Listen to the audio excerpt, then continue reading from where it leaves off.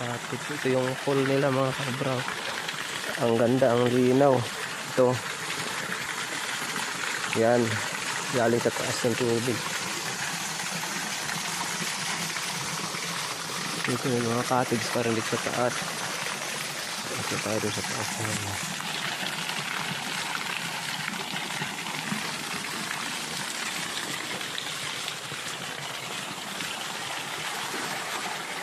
Dito mayroon pa rin pool. Ang ganda pa rin ang pool dito. Yan. Ang dami pa rin pools dito mga kabra. Ayan o. Ang linaw ng tubig. Yan.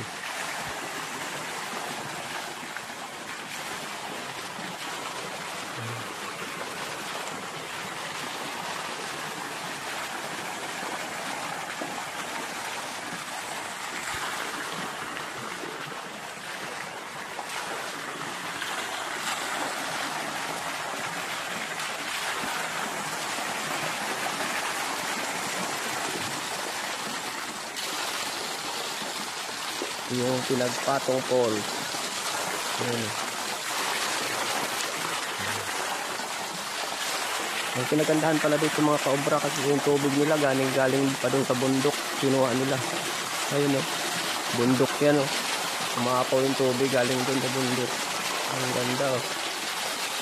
Ayan. Malapit tayo dito. Doon kasi sa baba ilog na yan. Ayan pa dyan o. Ang linaw ng tubig. Bundok yan dyan mga kaobra. Hindi makakalain na pagdating dito may pool. Tingnan mo yung pool nila, ang linis. Yan. Maaga pa kasi kaya wala pang naliligo. Nandun pa lang sa baba. Parating pa lang yung mga naliligo. Yan. Dito. Ang linaw. Mayroon naman sila mga cottage dito mga kaobra. Yan, marami yung cottage. Pwede kayo mag-abol dito ng cottage. Pwede rin kayo night swimming kasi may ilaw dito. Saka may kuryente naman. Ayan mga cottage nila. Yan. Natin ka dun. Yan. Tapos dito, makikita nyo naman dun, mga ilog na. Ayan.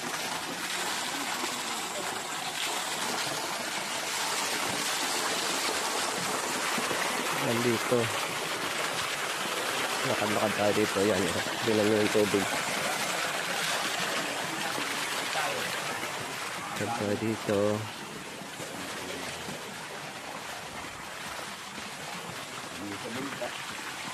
Yan, napakaganda ng tanawin dito.